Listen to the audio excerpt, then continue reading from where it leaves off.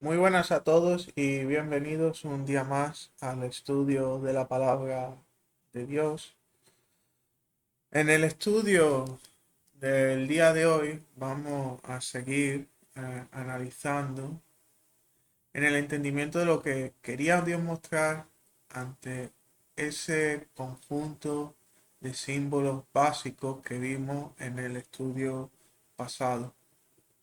La inmersión en agua, el fuego en las variantes de purificación por un lado y de castigo eterno por otro, y que representaba ese campo de trigo, siendo el trigo separado entre su fruto y su paja, cada uno con un destino diferente.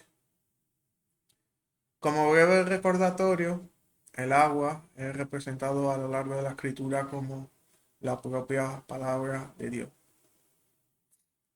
Como ésta tiene una función de juzgar, lo mismo que un juicio donde se evalúa a la persona que está ante el juez si es culpable o inocente, y trae, debido a este juicio, la noción de conocimiento de nuestra situación real, o sea, nos abre los ojos hacia la realidad espiritual en la que vivimos, llevándonos a entender el pecado que hay en nosotros, nuestra maldad, al confesarlo y arrepentirnos de él. De cierta forma, la palabra, tal cual el agua, limpia la ceguera de nuestros ojos, allanando el camino para recibir la gracia de Cristo, formando la fe en uno mismo para este fin. Esta limpieza no hay que confundir con la obra de purificación que hace Cristo en cada uno de los que lo acepta, debido a su muerte en la cruz. El sacrificio de Jesús en la cruz, su derramamiento de sangre, trajo el perdón de pecado a todo aquel que se había arrepentido y creído en él. Esta es la verdadera purificación del hombre. Y Juan denomina esto como bautismo de fuego. Este es el fuego purificador, como vimos, ya anunciado por los profetas, o sea, el perdón de pecado. Por otro lado, se nombra también el fuego eterno, representando el lago de fuego y azufre, o sea, el infierno, el lugar de castigo eterno para todo aquello que es contrario a Dios, o sea, todo aquello que es pecado en sí mismo. Esto se incluye Satanás y sus demonios, todos los hombres que rechazaron a Cristo durante sus vidas y cualquier conocimiento o noción de maldad. Por esto podemos decir que cualquier cosa relacionada con el pecado, o sea, la desobediencia a Dios, terminará allí. Incluso la parte corruptible de la persona salvada terminará allí, porque, por ejemplo, todos los pecados que cualquiera de nosotros hemos cometido y que Cristo perdonó, los cuales son representados por la paja, y cómo Cristo separa esta del fruto, o sea, lo bueno conforme a Dios que hay en la persona salvada. En Apocalipsis, en el libro de Apocalipsis, capítulo 20, versículo 14,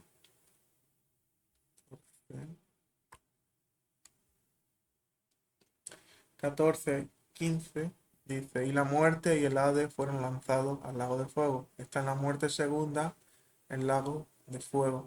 Y el que no fue hallado inscrito en el libro de la vida fue lanzado en el lago de fuego. Y sigue en el capítulo 21, vi un cielo nuevo y una tierra nueva, porque el primer cielo y la primera tierra pasaron y el mar ya no existe más. O sea, lo que dice aquí, todo lo que es pecado, todo lo antiguo, será destruido o condenado a un lugar perpetuo llamado lago de fuego, para dar paso a lo nuevo, el cielo nuevo, tierra. O sea, esto sería la paz. Como es obvio, el campo de trigo representa el mundo. Y como en el mundo hay plantas de trigo que dan fruto, representando los arrepentidos, por ende los futuros cristianos, y por otro lado, el trigo que no da fruto, representando a la gente que no se arrepiente ante la evidencia de la palabra de Dios, siendo solo paja, simplemente paja. O sea, mientras que el arrepentido tiene paja, pero carga fruto, o sea, trigo, o sea, lo que le agrada a Dios, en volvernos a Él y seguirlo, la gente que no da fruto, la que no se arrepiente de su vida, es simple paja, solamente paja, la cual, al solo ser paja, arderá por la eternidad. Esto fue en grandes líneas lo que vimos en el estudio pasado. Ahora, sabiendo esto y teniendo esto presente, todo esto, estamos en condiciones de entender aquello que Juan no entendía en aquel momento, en el momento que Jesús le pide para bautizar. Entonces volvemos al pasaje que estábamos estudiando de Mateo 3, capítulo 3. El otro día lo dejamos en el versículo 12 y vamos a leer del 13 al 17. Y dice la palabra: Entonces Jesús vino de Galilea al Jordán a Juan para ser bautizado por él. Pero Juan procuraba impedírselo, diciendo: Yo no necesito ser bautizado por ti y tú vienes a mí. Pero Jesús le respondió: permítelo por ahora, porque así nos conviene cumplir toda justicia. Entonces se lo permitió. Y cuando Jesús fue bautizado, enseguida subió del agua, y aquí los cielos fueron abiertos, y vio al Espíritu de Dios que descendía como paloma y venía sobre él. Y he aquí una voz de los cielos decía: Este es mi Hijo amado, en quien tengo complacencia.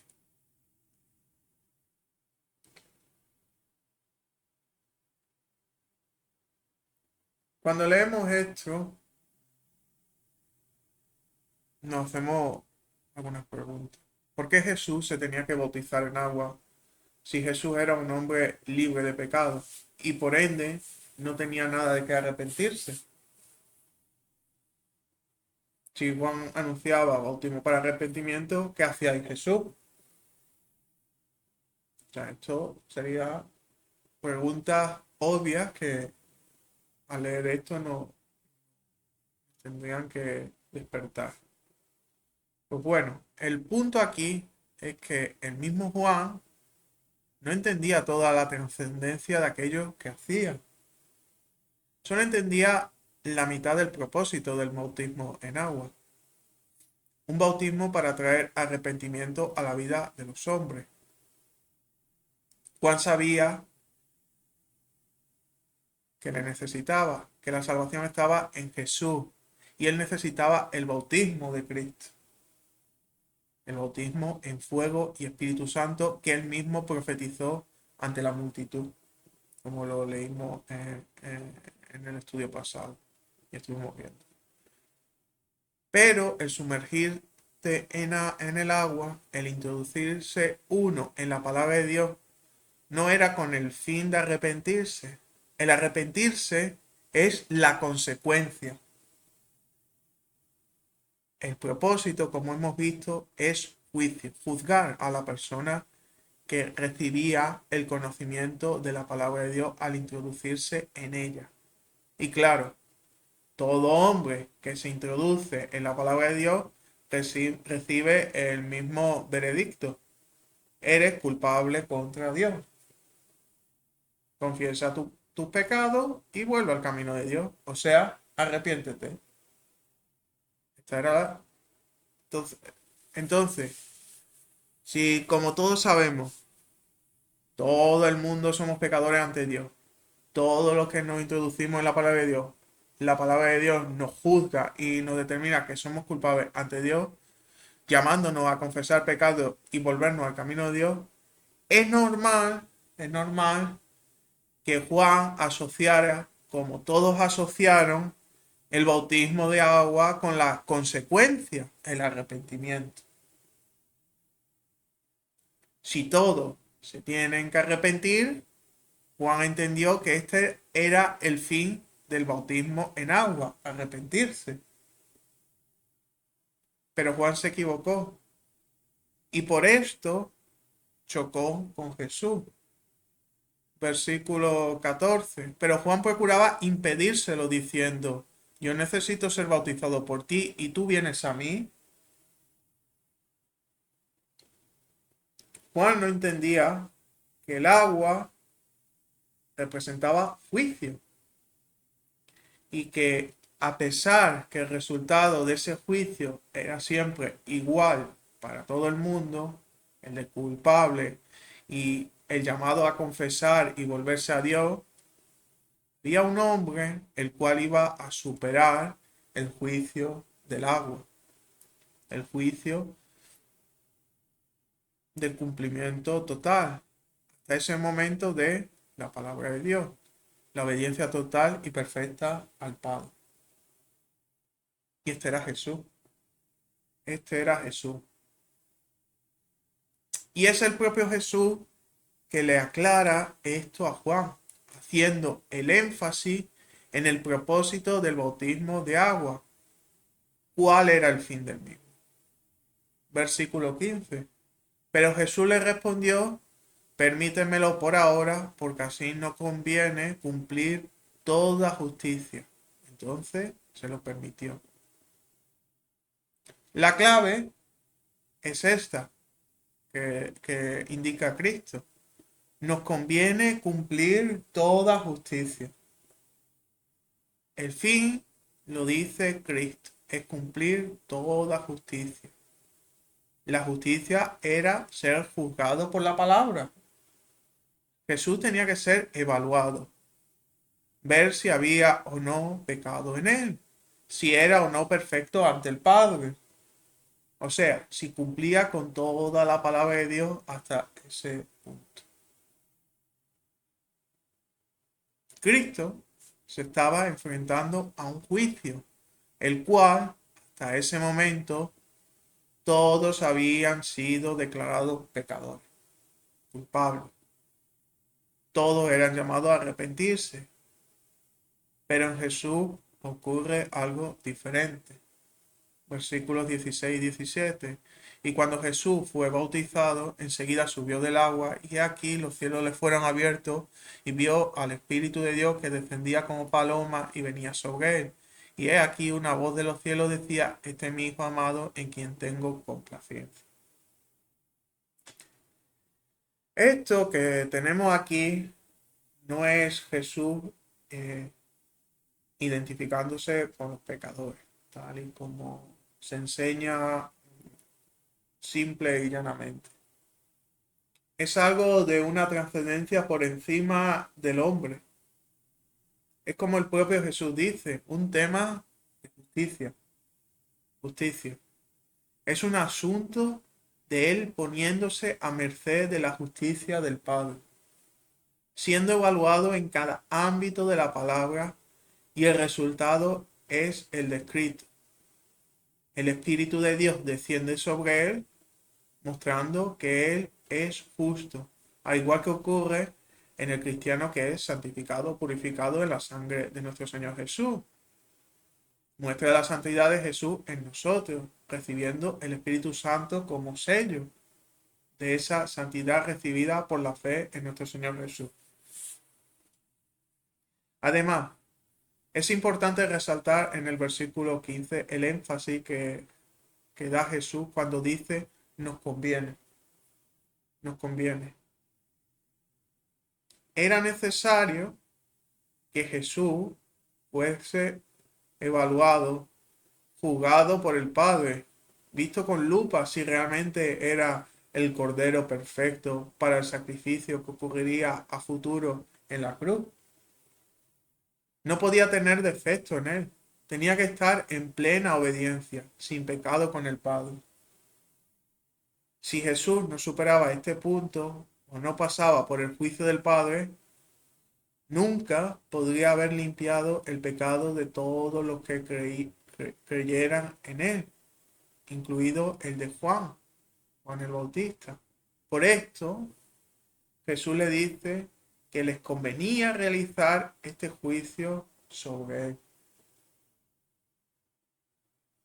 Entonces, meterse y surgir del agua, del juicio de la palabra de Dios sobre él, Jesús supera el juicio. Y esto es manifestado por dos elementos. Primero, el Espíritu Santo desciende a Jesús desde el cielo, muestra de su condición de justo.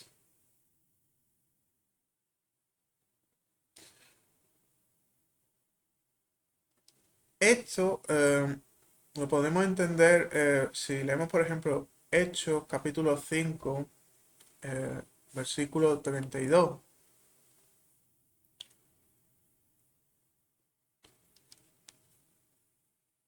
Dice la palabra, nosotros somos testigos de estas cosas y también el Espíritu Santo de Dios que ha dado a los que le obedecen. El Espíritu Santo solo está en aquellos que obedecen la voluntad de Dios. Punto número uno. Por otro lado, Salmo 51. Salmo 51. Salmo 51. Versículo 10 y 11. Crea en mí, oh Dios, un corazón limpio y renueva un espíritu recto dentro de mí. No me eches de delante de ti y no quites de mí tu santo espíritu. Entonces, es necesario un corazón limpio para guardar el Espíritu Santo en uno. Esa es otra de las condiciones.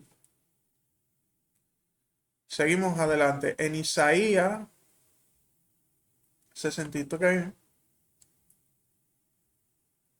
versículo 10, dice, mas ellos fueron rebeldes e hicieron enojar su Santo Espíritu, por lo cual se les volvió enemigo y él mismo peleó contra ellos. O sea, el Espíritu Santo es enemigo del pecado, por lo cual no puede estar donde hay pecado. En Jesús cumplía las condiciones para recibir el Espíritu Santo en él, siendo este hecho visible para que se cumpliera aquello que Dios había revelado a Juan. O sea, ¿cuál fue el propósito de esta manera tan visual de que descendió el Espíritu Santo para Jesús?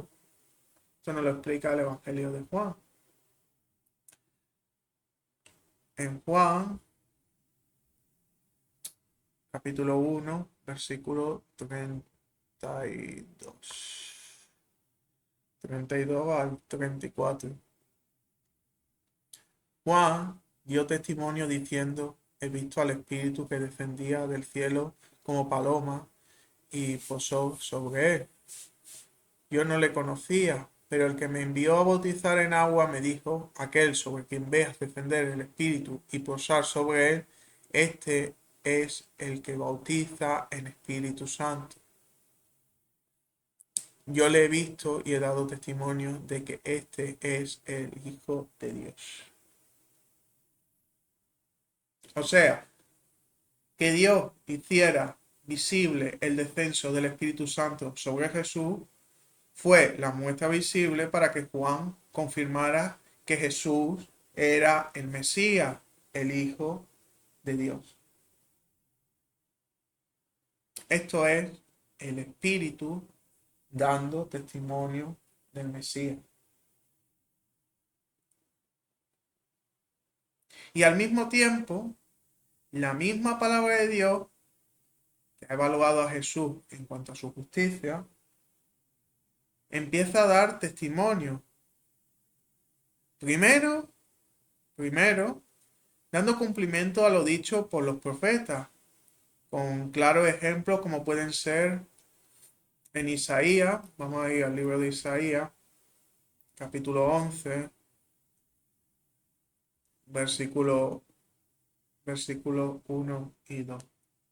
Saldrá una vara del trono de Isaí y un vástago retoñará de sus raíces y reposará sobre él el espíritu de Jehová, espíritu de sabiduría y de inteligencia, espíritu de consejo y de poder, espíritu de conocimiento y de temor de Jehová. O por ejemplo, Isaías 42. Isaías 42, versículo 1. He aquí mi siervo, yo le sostendré, mi escogido, en quien mi alma tiene contentamiento, he puesto sobre él mi espíritu, él traerá justicia a las naciones. O en Isaías 61.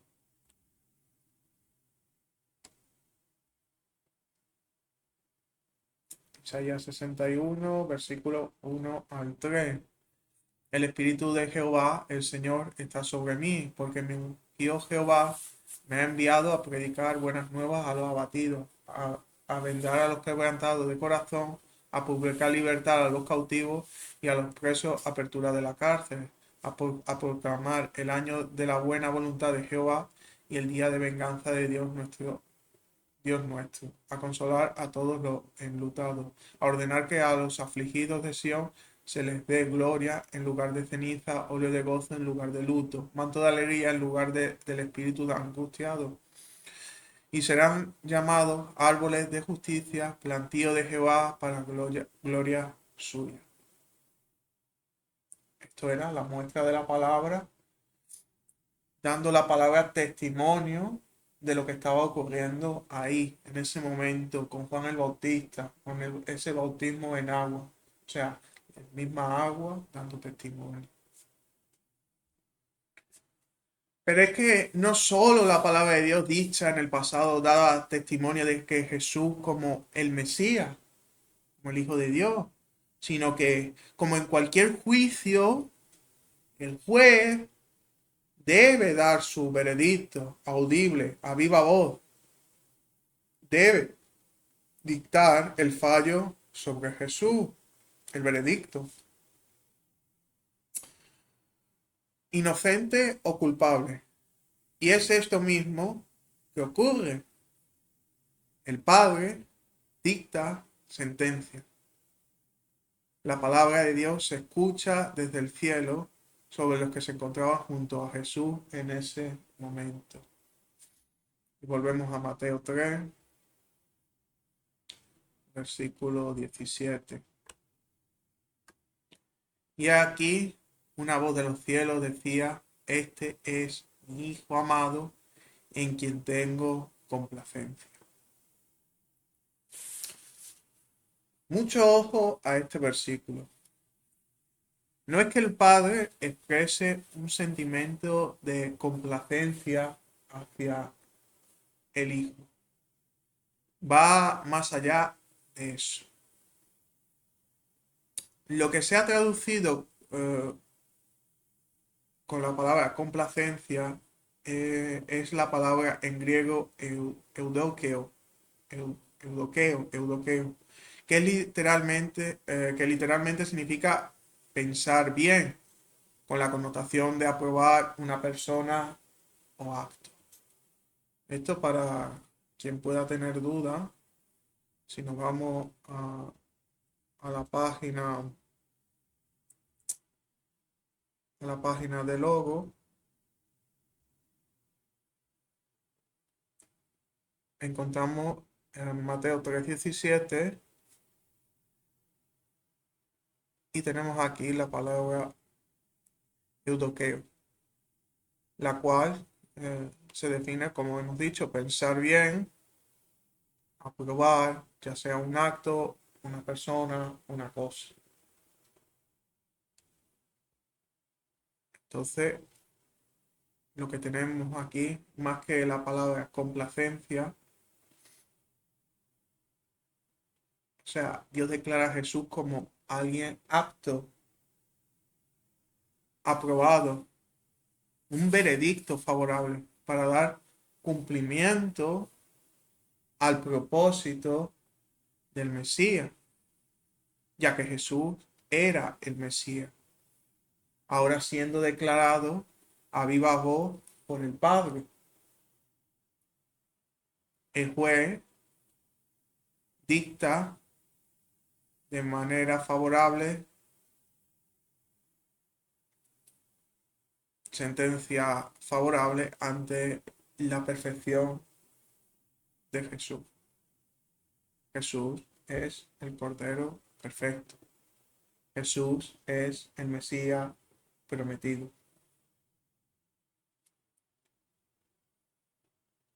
O sea, estamos ante una declaración de juicio por parte del Padre, un veredicto de la sentencia. Es mi hijo y está aprobado. Por eso se puede decir esto, este es mi hijo amado, el cual apruebo, por el cual apruebo. El Padre dando la aprobación al Hijo. ¿En cuanto a qué? A la justicia. En cuanto a la justicia. Era perfecto. Perfecto para y cumplía, como hemos visto, los requisitos para el Mesías, los requisitos que la propia palabra había anunciado.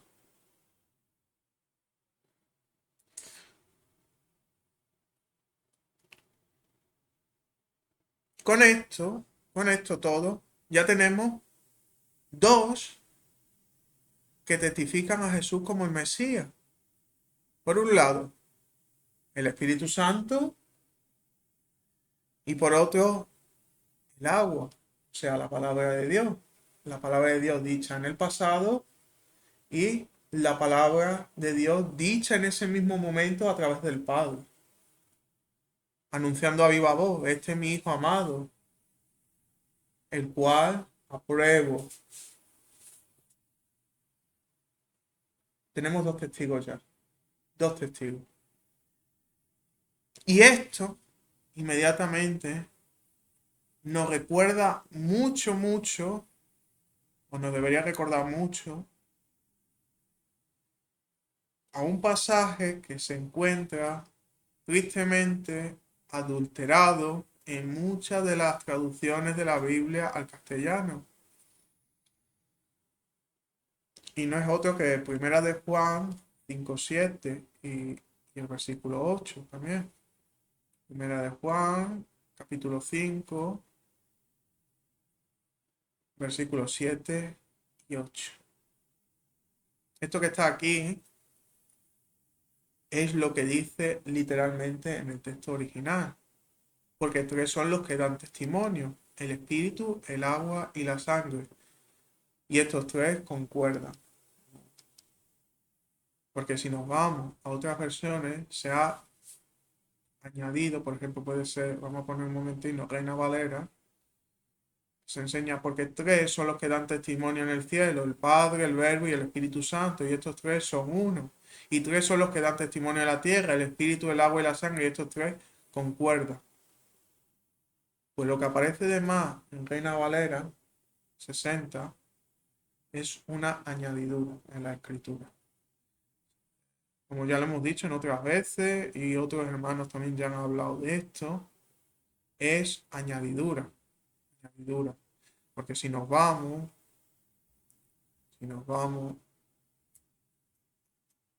al texto original, primero vamos a buscar en un momentino, primera de Juan, capítulo 5, versículo 7.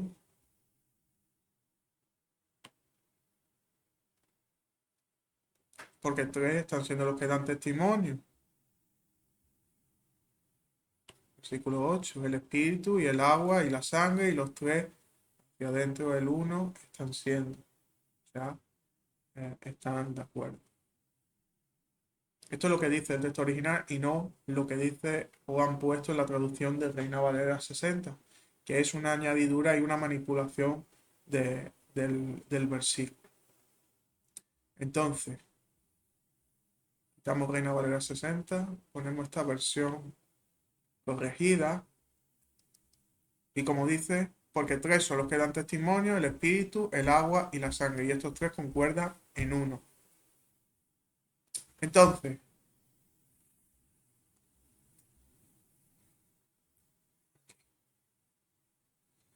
entonces, pues en el bautismo, en el agua de Jesús, se manifiestan dos de los tres testigos que Primera de Juan habla.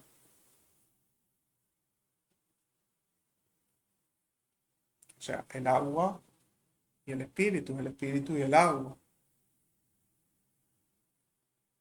Estos dos se manifestarán a lo largo de todo el ministerio de Jesús. El último lo encontraremos en la hora de su muerte y es el testimonio de lo natural, llamémoslo así. La evidencia que cualquier hombre podría entender la naturaleza de Jesús, que Jesús es el Hijo de Dios. Y este momento lo vemos en el final, prácticamente en el final del libro de Mateo. En Mateo 27, versículos 50 al 54. Dice así. Pero Jesús clamó otra vez a gran voz y entregó el Espíritu. Y he aquí, el velo del templo se rasgó en dos, de arriba abajo. La tierra tembló y las rocas se partieron. Se abrieron los sepulcros y muchos cuerpos de hombres santos que había muerto se levantaron. Y salidos de los sepulcros, después de la resurrección de él, fueron a la santa ciudad y aparecieron a muchos. Y cuando el centurión y los que con él guardaban a Jesús vieron el terremoto y las cosas que habían sucedido, temieron en gran manera y dijeron, verdaderamente este era el Hijo de Dios. La sangre de Jesús provocó estos eventos visibles para todos.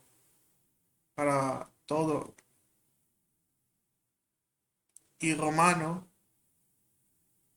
gentiles, vieron todo esto provocado por el derramamiento de la sangre de Jesús.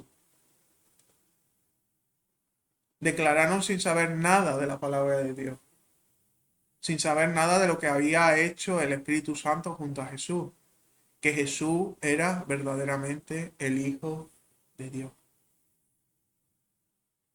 Este es el testimonio de la sangre o de carne y sangre. Y se manifestó a aquellos que no conocían, como digo, la palabra ni que observaron la presencia del Espíritu Santo en Jesús, las obras que el Espíritu Santo obró a través de Jesús. O sea, eran gentiles, romanos. Por eso la figura del centurión.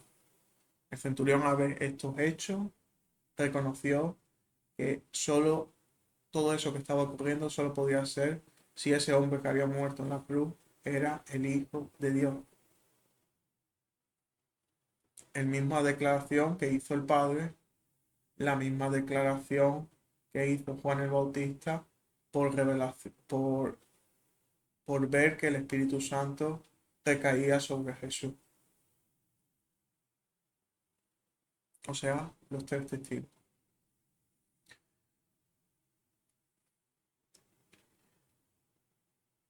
Y volviendo al momento que Jesús es declarado el Mesías por el Espíritu y por el agua, se está cumpliendo la necesidad de dos testigos para dar veracidad a un hecho de suma importancia. Recordemos algo de la ley. En Deuteronomio, capítulo 17, Y versículo 6 dice, por dicho de dos o tres testigos, morirá el que hubiera de morir. No morirá por el dicho de un solo testigo.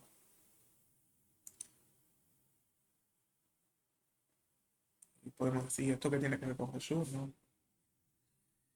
Y es que en Jesús se va a cumplir precisamente Deuteronomio 17:6. El ser nombrado Mesías, tanto por el Espíritu como por el agua, implicaba la necesidad de Jesús sacrificarse, de morir por causa del pecado del mundo, para que se cumpliera también a la vez Deuteronomio 21, 23, que dice,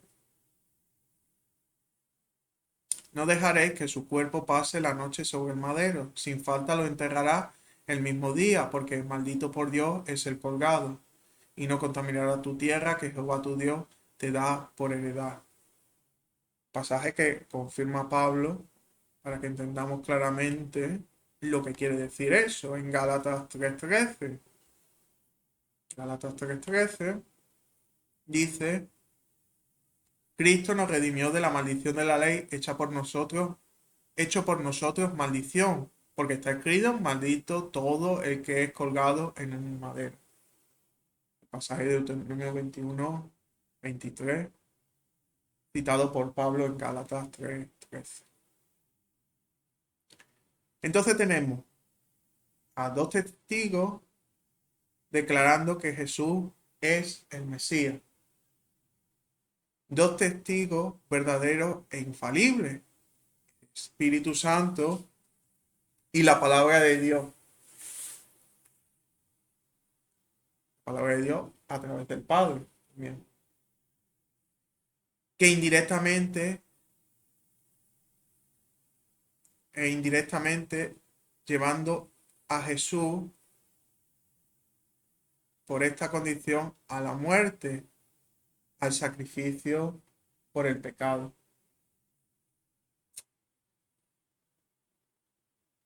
O sea, al ser el Mesías, ser declarado Mesías, indirectamente se estaba señalando que debía de morir por el pecado.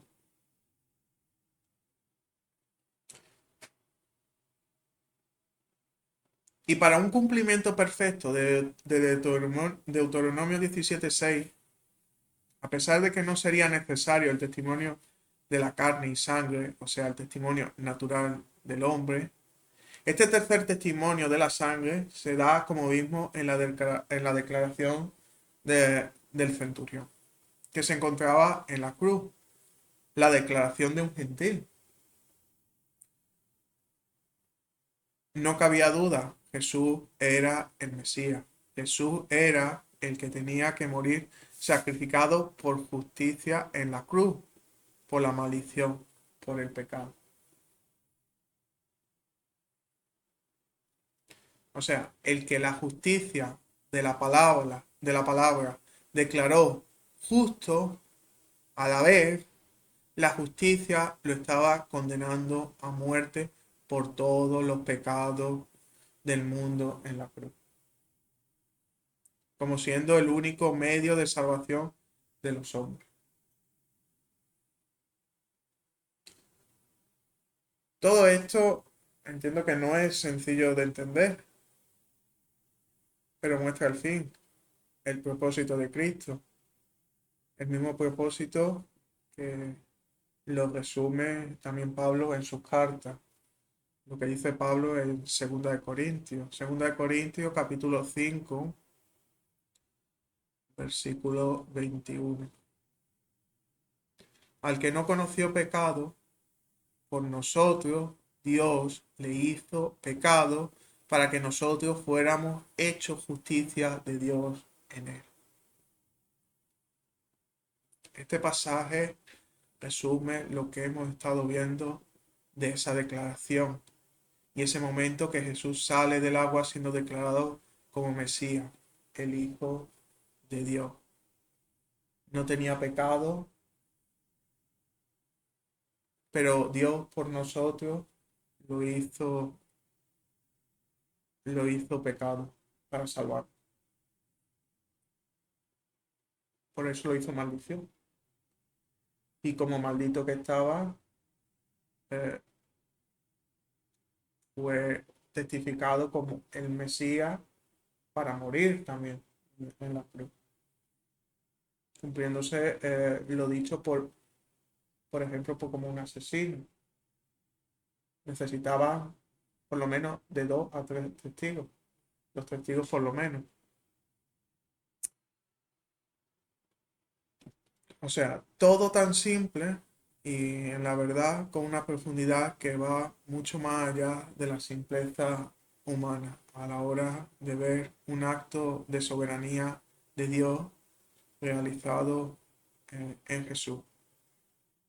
Solo Él fue hallado justo y perfecto en el mundo para cumplir el propósito de ser sacrificado como el Cordero perfecto, el Cordero que quita el pecado del mundo, tal y como lo declaró también Juan. En el Evangelio de Juan, capítulo 1, versículo 29. Al día siguiente, Juan vio a Jesús que venía hacia él y dijo: He aquí el Cordero de Dios que quita el pecado del mundo. Por cierto, esta declaración no hay que malinterpretarla como que Juan sabía que Jesús era el Mesías. Podía intuirlo, sí. Porque el propio Juan aclara que hasta que no ocurrió el bautismo y bajó el Espíritu sobre Jesús, él no sabía quién era el Mesías. En Juan capítulo 1, versículo 33 dice Juan: Yo no le conocía, pero el que me envió a bautizar en agua me dijo: Aquel sobre quien veas descender el Espíritu y posar sobre él, este es el que bautiza en Espíritu Santo. O sea, el Espíritu Santo siendo testimonio para Juan el Bautista de quién era realmente Jesús, que Jesús era el Hijo de Dios. Por eso en el 34, yo le he visto y he dado testimonio de que este es el Hijo de Dios. Pero da testimonio porque el Espíritu Santo ha testificado a Juan el Bautista. Quien da el testimonio es el Espíritu a Juan, para poder declarar: ese es el Hijo de Dios.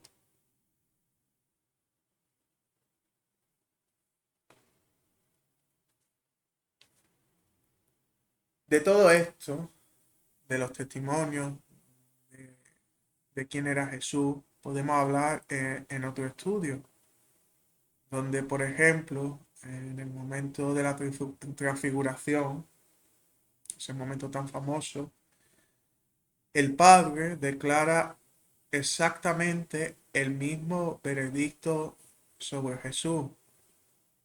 Este es mi Hijo amado, el cual tengo complacencia, o el cual apruebo, como hemos visto que sería más correcto.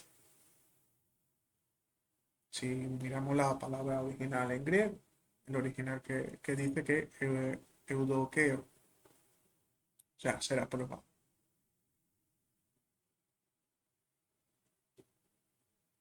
Primero, el Padre se lo declaró a Juan y a la gente que estaba con Juan en el momento del bautismo de agua, a viva voz.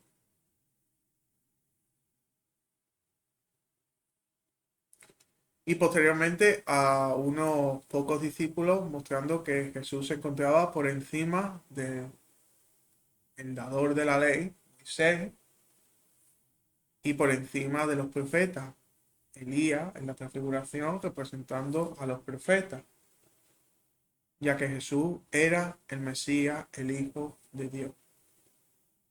Además, los mismos dos, la ley con Moisés representándola y los profetas con Elías representándolo, o sea, la palabra de Dios, el agua de nuevo, dan testimonio de que Jesús es el Mesías. O sea, todo apunta a Cristo. Todo apunta a Cristo. O sea, encontramos muchas similitudes en el momento de la transfiguración, con ese momento del bautismo de Jesús por Juan el Bautista en las aguas. Y otro detalle, el testimonio siempre dominando por el dos. El dos. Siempre dos testigos o dos grupos de testigos. Algo fundamental para dar veracidad al hecho mismo, tal y como lo decía Deuteronomio. O sea, por un testigo no era suficiente siempre para dar veracidad a un acto importante, como podría ser un acto que llevase a la muerte, hacían falta dos testigos, de dos a tres. Y como hemos leído, en Cristo hubo tres testigos de quién era Él. Y el testimonio, la veracidad de Él, de que Jesús es el Hijo de Dios. Jesús es el Mesías. Este fue el gran mensaje testificado, como hemos visto, por la palabra y por el Espíritu en el momento del bautismo de Jesús. Como Jesús en ese agua fue declarado inocente, justo, perfecto para el sacrificio. Era el Mesías prometido, el Mesías profetizado. Y por ser el Mesías profetizado, a la vez le esperaba el sacrificio, la muerte, porque la maldición iba a recaer sobre él. Toda la maldición iba a recaer sobre él. Él iba a cargar el peso del pecado. Pecado que no era suyo, sino ajeno a él, de todos aquellos que iban a creer en él. Entonces, como digo, el resumen de lo que hemos estado viendo es ese pasaje que encontramos en 2 Corintios 5:21. Al que no conoció pecado, por nosotros Dios le hizo pecado para que nosotros fuéramos hechos justicia de Dios en él. Bueno, y hasta aquí el estudio. Como he dicho, no es sencillo. eh, Tiene mucho de simbólico, por lo que hemos estado viendo tanto en el anterior con este. Conceptos que tenemos que tener siempre claro: el agua como referencia a la palabra, el fuego con la doble connotación que se encuentra a lo largo de la palabra, desde un punto de purificación y desde otro punto que es de castigo eterno, y el fruto como referencia a aquello que es de Dios, aquello que nace en nosotros, provocado por Dios, está claro, y que agrada a Dios. Todo lo que no es fruto, Dios llama de paja, y la paja es para ser destruida. No es para perdurar en la eternidad. Para la eternidad, solo lo bueno es que perdura. Y lo bueno Dios le llama fruto. Entonces, son conceptos básicos, pero muy importantes para entender muchas enseñanzas que vienen en la palabra de Dios. Sobre todo los temas de el agua, el fuego, el agua como punto de juicio, siendo juicio, la palabra siempre va a ser juicio. La palabra salva, pero la palabra también lleva a la muerte a aquellos que no creen. La palabra salva a los que creen, pero la palabra es muerte para los que no creen en ella. Entonces hay una dualidad en la misma palabra. Como no podría ser de otra manera. Juicio, hay una dualidad, inocente, culpable. En la palabra es exactamente lo mismo, porque la palabra de Dios es justicia. Es justicia. Y donde hay justicia, hay dos resultados a la justicia: justo o injusto, inocente, culpable, obediente, desobediente, pecador, no pecador. Eso es lo que define la palabra continuamente. Y esa es la función de la palabra. Y es por ella que la palabra nos lleva a todo hombre a arrepentimiento, porque nos muestra, como en el tiempo de Juan el Bautista mostraba simbólicamente ese bautismo en agua, de que somos culpables ante la palabra de Dios, somos pecadores ante Dios. Y como decía Juan, hay que arrepentirse, confesar pecado y volverse al camino de Dios, o sea, arrepentimiento, arrepentimiento. Por eso el bautismo de agua, Juan el Bautista lo asociaba al arrepentimiento. Pero era algo mucho más amplio que eso, como hemos visto. Era un juicio, era un juicio. El cual solo un hombre superó ese juicio. Ese fue Jesús. Y se manifestó el Espíritu Santo y se manifestó Dios en palabra viva. Y Dios se había manifestado ya en el pasado también, ¿no? Referente a ese momento, dando testimonio de Jesús es el Hijo de Dios, Jesús es el Mesías, Jesús es el Cordero perfecto que tiene que morir sacrificado en la cruz. Y bueno, hasta aquí entonces ya el estudio. ¿Quieres añadir alguna cosa más? Bueno, pues darle las gracias a todos por acompañarnos hasta aquí en este estudio tan interesante que hemos aprendido muchísimo. Invitarlos a que se suscriban al canal, a que le den a la campanita para que les llegue la notificación de cada nuevo vídeo que vamos subiendo. Y también los invitamos a que nos escriban en los comentarios cualquier petición de estudio, cualquier duda, pregunta, escríbanos que responderemos a la brevedad. Bueno, desearles una excelente semana llena de bendiciones de nuestro Señor Jesucristo. Que Dios les bendiga y tengan una Amén. buena semana.